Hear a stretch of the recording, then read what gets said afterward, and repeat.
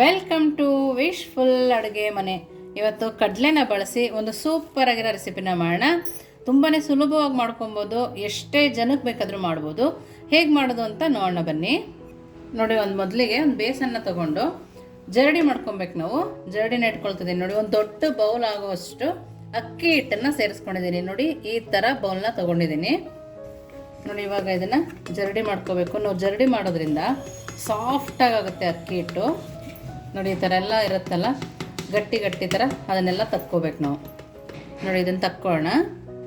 ನೋಡಿ, ಅಕ್ಕಿ ಹಿಟ್ಟಿನ ಜರಡಿ ಮಾಡ್ಕೊಂಡ್ಮೇಲೆ ಒಂದು ಸ್ಪೂನ್ ಆಗುವಷ್ಟು ಅರಿಶಿನ ಪುಡಿನ ಸೇರಿಸ್ಕೊಳ್ತಾ ಇದ್ದೀನಿ. ಹಾಗೆಯೇ ಅಜ್ವೈನ್ ಕೂಡ ಸೇರಿಸ್ಕೊಳ್ತಾ ಇದ್ದೀನಿ. ಇದು ಕೂಡ 1 ಸ್ಪೂನ್ ಆಗುವಷ್ಟಿದೆ. ಇದನ್ನು ಸ್ವಲ್ಪ ಕೈಯಲ್ಲಿ ತಿಕ್ಕಿ ಹಾಕೊಂಡಾಗ ಫ್ಲೇವರ್ ತುಂಬ ಚೆನ್ನಾಗಿ ಬರುತ್ತೆ. ನೋಡಿ, ಇವಾಗ ಈ ಥರ ಹಾಕ್ಕೊಳ್ತಾ ಇದ್ದೀನಿ. ಹಾಗೆಯೇ ನಾವು ಇವಾಗಲೇ ರುಚಿಗೆ ತಕ್ಕಷ್ಟು ಉಪ್ಪನ್ನು ಕೂಡ ಸೇರಿಸ್ಕೊಳ್ಳೋಣ. 1 ಸ್ಪೂನ್ ಆಗುವಷ್ಟು ಜೀರಿಗೆ ಕೂಡ ಸೇರಿಸ್ಕೊಳ್ಳೋಣ.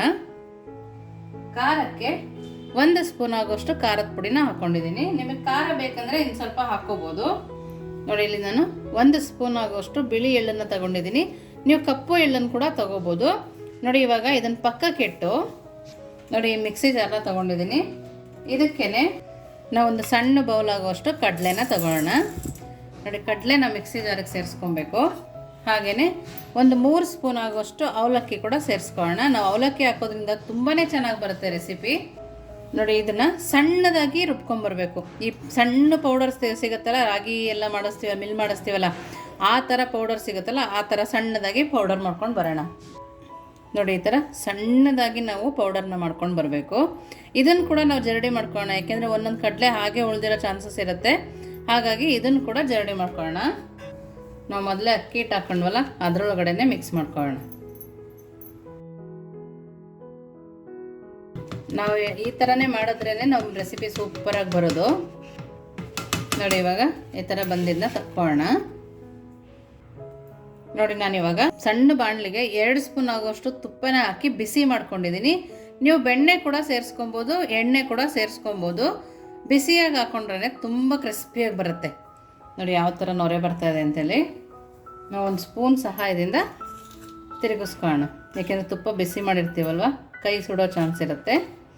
ನೋಡಿ, ಈ ಥರ ಒಂದು ಸರಿ ತಿರುಗಿಸ್ಕೊಂಡ್ಮೇಲೆ ನಾವು ತುಪ್ಪನ ಹಿಟ್ಟಿಗೆ ಹಿಡಿಯೋ ಥರ ಕಲಿಸ್ಕೊಬೇಕು. ನೋಡಿ, ಈ ಥರ ಕೈಯಲ್ಲಿ ತಿಕ್ಕಿ ಕಲಿಸ್ಕೊಂಡ್ರೆ ಸೂಪರಾಗಿ ಬರುತ್ತೆ. ನೀವು ಯಾವಾಗ ಬೇಕಿದ್ರೂ ಮಾಡ್ಕೊಬೋದು. ಹಬ್ಬ ಆಗಲಿ ಅಥವಾ ಈವ್ನಿಂಗ್ ಆಗಲಿ, ಯಾವಾಗ ಬೇಕಿದ್ರೂ ಮಾಡ್ಕೊಬೋದು. ಎಲ್ಲದಕ್ಕೂ ನೀಟಾಗಿ ತುಪ್ಪ ಹಿಡ್ದಿದೆ. ಇವಾಗ ನೀವು ಎಣ್ಣೆ ಹಾಕೋತೀನಿ ಅಂದರೂ ಕೂಡ ಎಣ್ಣೆನೂ ಇದೇ ಥರ ಬಿಸಿ ಮಾಡ್ಕೊಬೇಕು. ನೀವಿನ್ನೂ ನಮ್ಮ ವಾಟ್ಸಪ್ ಗ್ರೂಪಿಗೆ ಜಾಯಿನ್ ಆಗಿಲ್ಲ ಅಂದರೆ ವಾಟ್ಸಪ್ ಗ್ರೂಪಿನ ಲಿಂಕ್ ಕೂಡ ಡಿಸ್ಕ್ರಿಪ್ಷನಲ್ಲಿ ಇರುತ್ತೆ. ಅದನ್ನು ಚೆಕ್ ಮಾಡಿ ಜಾಯಿನ್ ಕೂಡ ಆಗ್ಬೋದು. ನೋಡಿ, ಈ ಟೈಮಲ್ಲಿ ನೀವು ಉಪ್ಪನ್ನು ಚೆಕ್ ಮಾಡಿ ಕೂಡ ಹಾಕೋಬೋದು. ನೋಡಿ, ಇವಾಗ ಬಿಸಿ ನೀರನ್ನು ಹಾಕ್ಕೊಳ್ತಾ ಇದ್ದೀನಿ. ನಾವು ಇದಕ್ಕೆ ತಣ್ಣೀರು ಹಾಕೋಂಗಿಲ್ಲ, ಬಿಸಿ ನೀರನ್ನೇ ಹಾಕೋಬೇಕು. ಬಿಸಿನೀರು ಹಾಕಿ ಒಂದು ಸರಿ ಕೈ ಆಡಿಸ್ಕೊಳ್ಳೋಣ. ನಮ್ಗೆ ಈ ಥರ ಕಲಿಸ್ಬೇಕಾದ್ರೇ ಹದ ಗೊತ್ತಾಗುತ್ತೆ. ಒಂದೇ ಸರಿ ಜಾಸ್ತಿ ನೀರು ಹಾಕಿ ಕಲಸೋಕ್ಕಿಂತ ಸ್ವಲ್ಪ ನೀರು ಹಾಕಿ ಕಲಿಸ್ಕೊಳ್ಳೋಣ. ನೋಡಿ, ಈ ಥರ ಕಲಿಸ್ಕೊಬೇಕು. ನೋಡಿ, ಕೈ ಸುಡೋದ್ರಿಂದ ಒಂದು 5 ನಿಮಿಷ ಲಿಡ್ಡನ್ನು ಕ್ಲೋಸ್ ಮಾಡಿ ಇಟ್ಟಿರೋಣ. ಸ್ವಲ್ಪ ತಣ್ಣಗಾದ್ಮೇಲೆ ಚೆನ್ನಾಗಿ ನಾದ್ಕೋಬೇಕು.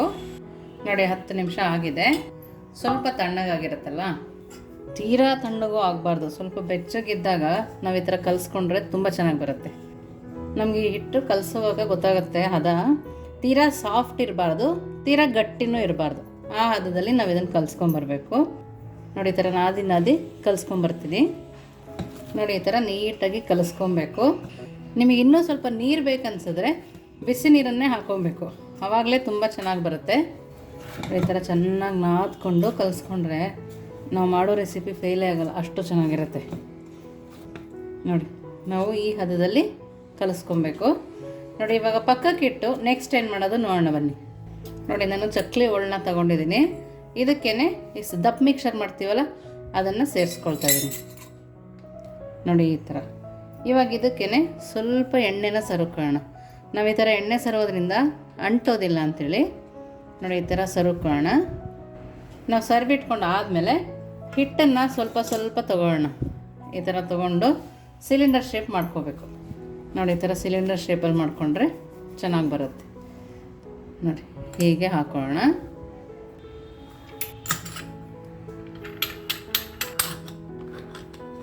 ನೋಡಿ ಇದನ್ನು ಕ್ಲೋಸ್ ಮಾಡ್ಕೊಂಡ್ಮೇಲೆ ನೋಡಿ ಈ ಥರ ಕ್ಲೋಸ್ ಮಾಡ್ಕೊಂಡಿದ್ದೀನಿ. ನೋಡಿ ಚಕ್ಲಿ ಒಳ್ಳಿಂದ ಈ ಥರ ಬರುತ್ತೆ. ನಾನಿಲ್ಲಿ ಬಾಳೆದೆಲೆನ ತೊಗೊಂಡಿದ್ದೀನಿ. ನೀವೊಂದು ಕರ್ಚಿಫ್ ಮೇಲೋ ಅಥವಾ ಒಂದು ವೈಟ್ ಬಟ್ಟೆನಲ್ಲೋ ಹಾಕೋಬೋದು. ನೋಡಿ ಈ ಥರ ಮಾಡ್ಕೋಬೇಕು. ನಾನೊಂದು ಕಡೆ ಎಣ್ಣೆ ಕೂಡ ಬಿಸಿ ಇಟ್ಕೊಂಡಿದ್ದೀನಿ. ನಾವು ಎಣ್ಣೆ ಬಿಸಿ ಇಟ್ಕೊಂಡಿದ್ದರಿಂದ ಬೇಗ ಕೂಡ ಆಗುತ್ತೆ. ನಿಮ್ಗೆ ಯಾವ ಥರ ಬೇಕೋ ಆ ಥರ ಮಾಡ್ಬೋದು.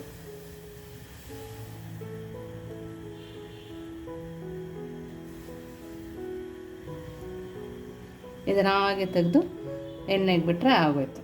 ತುಂಬ ಸುಲಭವಾಗಿ ರೆಡಿ ಆಗುತ್ತೆ. ಈ ಥರ ಎಣ್ಣೆಗೆ ತೆಗೆದು ಹಾಕೋಬೋದು.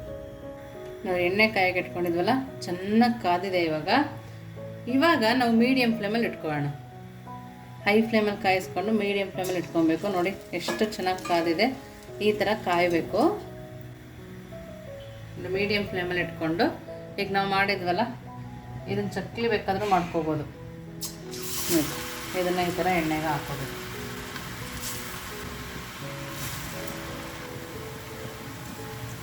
ಒಂದೇ ಸರಿ ಕೈ ಹಾಕಬಾರ್ದು. ಈ ಥರ ಸ್ಪೂನಲ್ಲಿ ತಿರುಗಿಸ್ಕೊಂಡ್ರೆ ಚೆನ್ನಾಗಿ ಬರುತ್ತೆ. ನಾವು ಇದನ್ನು ಮೀಡಿಯಮ್ ಫ್ಲೇಮಲ್ಲೇ ಬೇಯಿಸ್ಕೊಬೇಕು. ಹೈ ಫ್ಲೇಮಿಗೆ ಇಟ್ಟೆ ಅಂದರೆ ಒತ್ತೋಗ್ಬಿಡುತ್ತೆ. ನೋಡಿ ಈಗೇ ಎರಡೂ ಸೈಡು ಬೇಯಿಸ್ಕೊಬೇಕು.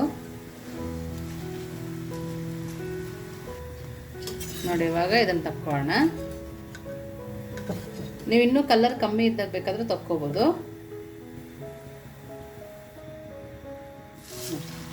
ನಾವು ಮಾಡಿ ಇಟ್ಕೊಂಡ್ರೆ ಪಟಪಟ ಅಂತ ಆಗೋಗುತ್ತೆ. ಎರಡೂ ಸೈಡು ಈ ಥರ ಬೇಯಿಸ್ಕೋಬೇಕು.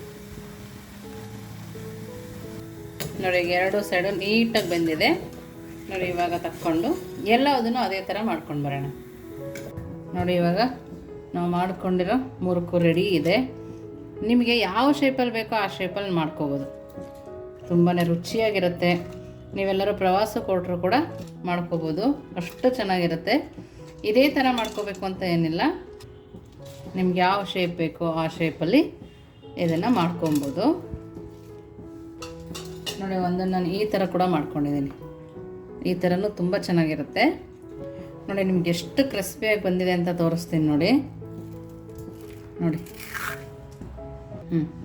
ತುಂಬ ಅಂದರೆ ತುಂಬಾ ಕ್ರಿಸ್ಪಿಯಾಗಿ ಬಂದಿದೆ. ದಿಢೀರಂತ ಕೂಡ ಮಾಡ್ಕೊಬೋದು. ಮನೆಗೆ ಎಷ್ಟು ಜನ ಬಂದರೂ ಕೂಡ ಆಗುತ್ತೆ. ಅಷ್ಟು ಸುಲಭವಾಗಿ ಪಟ್ ಅಂತ ಮಾಡ್ಕೊಬೋದು. ನೋಡಿ ಇದು ರುಚಿ ಅಂತೂ ತುಂಬ ಕ್ರಿಸ್ಪಿಯಾಗಿ ತುಂಬಾ ಚೆನ್ನಾಗಿದೆ. ನೀವು ಒಂದ್ಸರಿ ಮನೇಲಿ ಮಾಡಿ ಹೇಗಿತ್ತು ಅಂತ ವಿಶ್ಫುಲ್ ಅಡುಗೆ ಮನೆಗೆ ಕಮೆಂಟ್ ಮಾಡೋದನ್ನು ಮರಿಬೇಡಿ. ನೀವು ಯಾವ ಶೇಪ್ ಮಾಡಿದ್ರೂ ಇದೇ ಥರ ಕ್ರಿಸ್ಪಿ ಬರುತ್ತೆ. ನೋಡಿ ಇದೇ ಥರ ಇರುತ್ತೆ. ನೀವಿನ್ನೂ ನಮ್ಮ ಚಾನಲ್ನ ಸಬ್ಸ್ಕ್ರೈಬ್ ಆಗಿಲ್ಲ ಅಂದರೆ ಸಬ್ಸ್ಕ್ರೈಬ್ ಆಗಿ, ಲೈಕ್ ಮಾಡಿ, ಶೇರ್ ಮಾಡಿ. ವಿಶ್ಫುಲ್ ಅಡುಗೆ ಮನೆಗೆ ಥ್ಯಾಂಕ್ ಯು.